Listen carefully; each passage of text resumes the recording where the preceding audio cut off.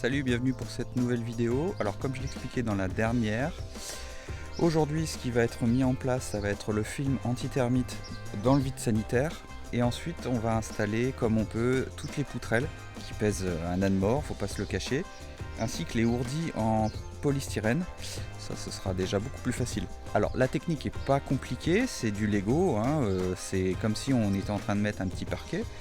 Sauf que c'est, comme je l'ai expliqué, c'est lourd. Donc c'est là où est le challenge. On n'est pas nombreux aujourd'hui. J'ai préféré commencer vendredi plutôt que samedi comme je l'avais annoncé. J'avais fait un appel sur Instagram pour savoir si des volontaires étaient dispo aujourd'hui ou demain. Final, on n'est pas nombreux, on va se débrouiller comme on peut. Alors je vais filmer ce que je peux aussi puisque je fais partie des gaillards qui vont soulever et c'est bien normal. Donc je ne vais pas filmer dans l'intégralité toute la mise en place. Déjà la partie film anti-termite, il n'y a rien de sorcier, je vous montrerai une fois que c'est fait.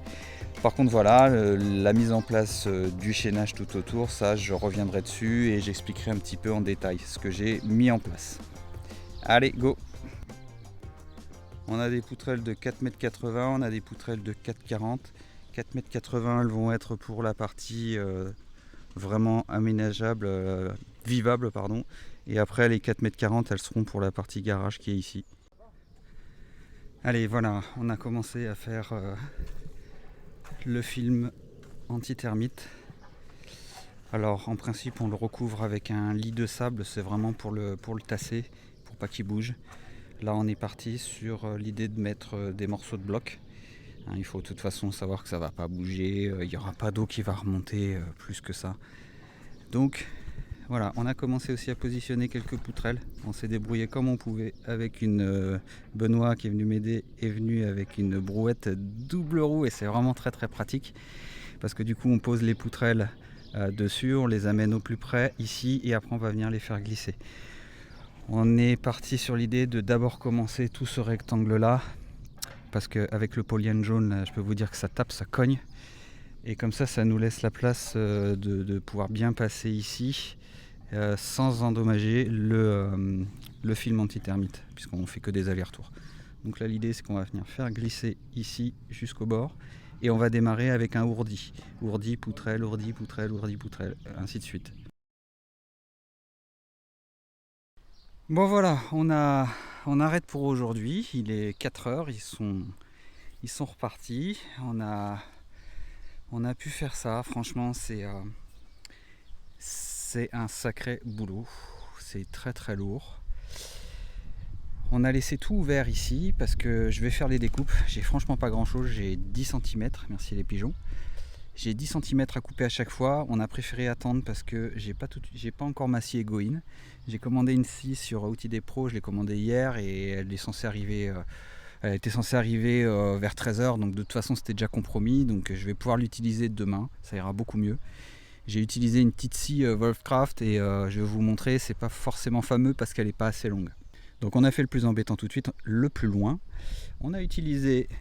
Benoît a ramené donc une brouette avec 2 roues et ça c'est juste génial parce que du coup c'est elle qui fait tout l'effort. On mettait donc la poutrelle dessus et on l'amenait jusque là-bas. On venait reposer sur les premiers parpaings et après on venait glisser. De l'autre côté, la mise en place des ourdis, ça se fait très très bien. Donc oui, c'est pas très conventionnel la façon dont on a positionné le film anti-termite. Alors le film anti-termite, il est là par prévention. Il n'est absolument pas obligatoire. Après, on peut mettre des produits. Moi, c'est une ossature bois. Je suis dans un coin qui est sujet quand même aux termites. Donc j'ai préféré en mettre un. Mais logiquement, ça ne se pose pas tout à fait comme ça. C'est-à-dire que normalement, on met un lit de sable. C'est pour éviter que ça bouge dans le temps. Je ne pense pas que ça puisse bouger dans le temps. Je vais quand même continuer à mettre des morceaux de parpaing pour bien alourdir le tout et en tout cas dans les angles. On a fait une jonction qui est ici, donc je vais tout bien dépoussiérer avec le souffleur et je vais mettre un scotch très très adhérent pour vraiment venir fermer la jonction. Après le fabricant préconise de venir donc remonter le long des murs et de passer sur les parpaings et de redescendre et de faire tout un ensemble. Et là, on n'a pas compris avec les maçons, puisque la dalle, il faut qu'elle vienne reposer sur l'existant déjà. Et si je mets ça, ça va faire une dalle qui est désolidarisée. Et puis toute l'eau peut passer et s'infiltrer en dessous. Donc j'ai pas trouvé judicieux de le faire comme ça. Donc ce que je vais faire, c'est que je vais venir couper. Je vais venir couper à ras ici. Donc ça va quand même être maintenu par les poutrelles. Il y aura juste l'épaisseur du parpaing qui est ici. Et au moins j'aurai toute la partie du béton qu'on a coulé l'autre jour qui va venir adhérer avec la dalle. Je vois pas sinon comment tout ça peut être vraiment bien étanche et bien solidaire, quoi. Après, s'il y en a qui arrivent à me trouver l'explication, je suis vraiment preneur. Bon. Alors on a démarré par les premiers ourdis qui viennent reposer sur une petite partie des parpaings. Et ensuite, on vient emboîter le ourdi sous la poutrelle. On va le voir ici. Alors, moi j'ai fait le choix de ce plancher. Je le rappelle, c'est un plancher SEAC, c'est un polyséac. Je vais vous mettre après en fond d'écran. Je vais vous mettre après les caractéristiques techniques de ce plancher, au pouvoir thermique assez important, qui est pas mal. Et donc, on se retrouve avec vraiment un chevauchement entre chaque ourdi, et ça vient bien épouser le dessous de la poutrelle. Et ça évite les ponts thermiques. Donc vous avez à la base quelque chose déjà suffisamment isolé. Je pourrais juste daller et faire une chape légère, sèche ou comme vous voulez. J'aurais pas besoin d'avoir un isolant sous chape, que déjà j'aurais une bonne isolation. Bon, pour la maison passive, moi j'ai préconisé quand même de rajouter un isolant. Je vais rajouter 10 cm d'isolant. Alors certains vont hurler, vont dire mais c'est beaucoup trop. Bon, après, ce sera peut-être ceux qui ne connaissent pas vraiment la maison passive. Là on peut voir qu'on est complètement tordu. On a des poutrelles qui partent dans tous les sens. Donc c'est pas forcément facile de bien aligner vraiment les ourdis, mais après une fois que tout sera bétonné, on s'en fichera complètement. Alors si vous observez bien, les poutrelles sont légèrement arquées. Alors ça a une raison assez simple, c'est une fois que le béton va être coulé, il va exercer une force par gravité. Et si les poutrelles étaient droites, elles auraient tendance à fléchir dans le sens inverse. Donc là, pour contrebalancer, elles sont déjà c'est concave, je crois, convexe, concave, je ne sais jamais. Et du coup, avec le poids, elles vont se réaligner naturellement et on aura vraiment un plancher très très plan. Là, je ne sais pas si on voit grand chose au niveau de l'étiquette du plancher pour ceux que ça intéresse. C'est les références des ourdis, donc polyséac, et puis après je mettrai un fond d'écran du site internet pour voir les caractéristiques techniques. Et SEAC, c'est une entreprise qui est basée, il me semble, sur Toulouse, et ils ont un entrepôt qui est pas très loin de chez moi, à Saint-Jean-d'Illac, en Gironde, et ils produisent aussi ici, donc du coup tout est parti de là. Du coup c'est assez local, ça c'est pas mal.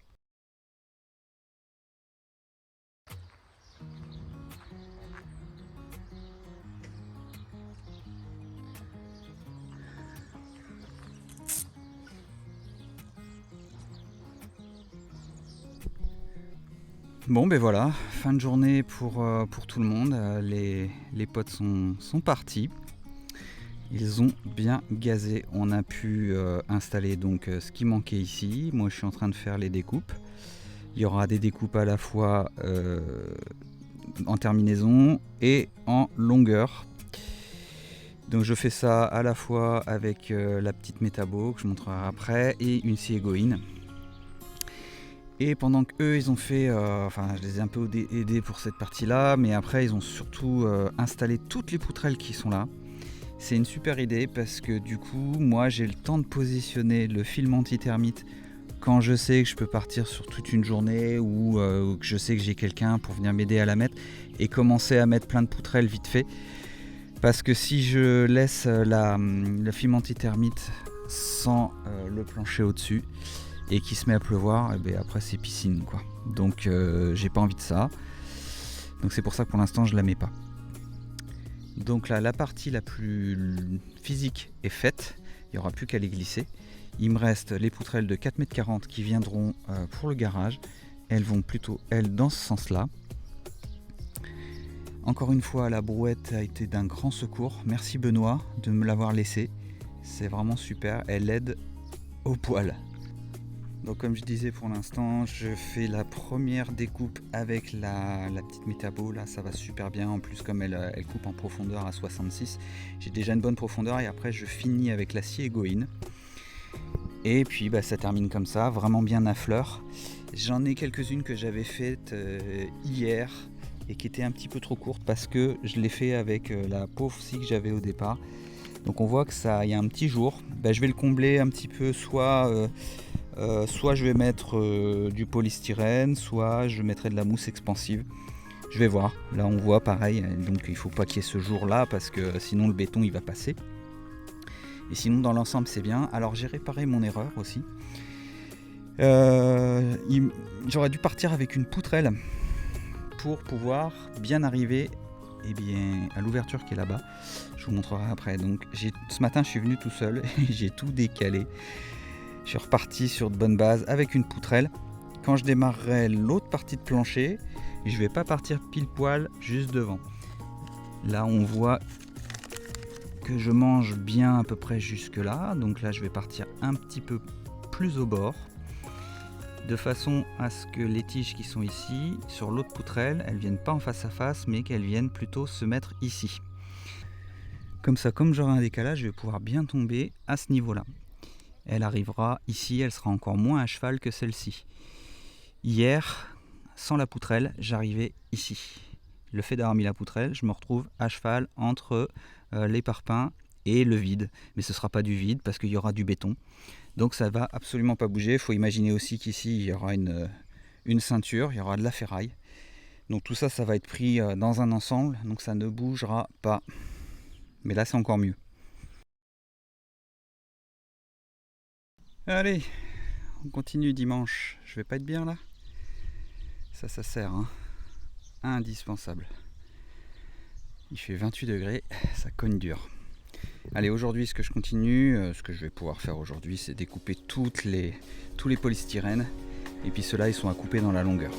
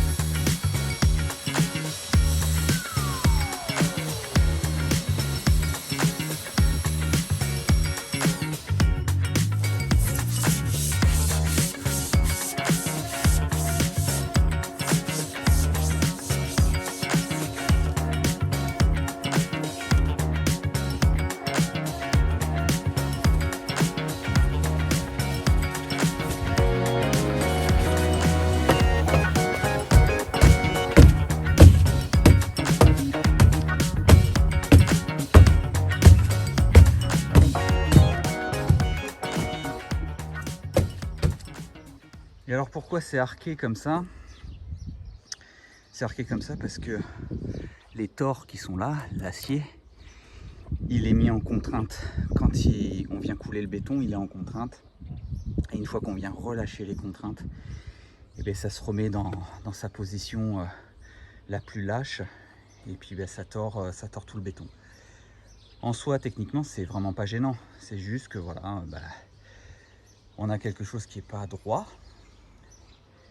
mais qui n'empêche rien du tout à une bonne consolidation une fois la dalle coulée. Allez, je filme pas le reste parce que c'est sensiblement la même chose que ce que je viens de montrer là. Je vais faire ça, ça cogne dur. Voilà, fin de journée, j'en peux plus. J'ai découpé comme je peux tout l'antithermite pour pas qu'il déborde, pour pas qu'il m'embête aussi quand je vais couler le béton. Il faut pas qu'il soit ici, il faut que ça adhère bien. Sinon ça va faire barrage et l'eau va pouvoir s'infiltrer. Là il reste très peu, je me demande si je vais pas en recouper encore un petit peu. De l'autre côté c'est plus à ras. Donc voilà, là il a fallu recouper sur la largeur pour pouvoir mettre ça bien. Et voilà, tout le plancher de ce côté-là est fini. Enfin, il finit. Il est positionné. Maintenant, il restera à mettre toutes les barres métalliques au centre. Il faut que je le fasse tout de suite, il ne faut pas que j'oublie, parce que si après je mets en vis-à-vis les autres poutrelles, je ne pourrai plus les mettre. Donc, prochaine étape, je mets toutes les ferrailles. Je les lie entre ça. Je les lie avec les tors là. Et puis j'en mettrai aussi ici. Enfin ça pourra venir après. Allez, aujourd'hui je pars pour mettre toute la ferraille au centre, en vue de préparer ensuite le deuxième côté. J'espère qu'il n'y aura pas trop de vent. J'ai pas mon micro d'habitude. Alors l'idée c'est de venir entre les mailles des poutrelles. Je suis parti comme ça. Je suis venu reposer la ferraille sur les deux du bas pour avoir rattrapé celle du haut. Je vais venir lier avec, je vais vous montrer après, je vais venir lier le tout pour que ça bouge absolument plus. Je vais essayer de faire en sorte aussi de lier cette partie là. Bon ça suffira. Je vais lier ici, enfin je vais lier un petit peu partout pour vraiment que la structure elle soit qu'elle soit béton. Alors je vais utiliser une lieuse comme ceci. C'est très très simple à utiliser, c'est un peu plus long que finalement une machine automatique hein, évidemment. Et puis je vais utiliser les liens là. Ceux-là c'est de la marque Edma. Ça va très bien, c'est assez rapide à faire. Et je les utiliserai aussi après pour tout ce qui sera treillis sur le plancher. Donc j'essaie de poser ça, je vous montre vite fait comment on lit ça. D'abord je vais installer les autres là-bas. Il n'y a rien de sorcier et puis après je lis le tout.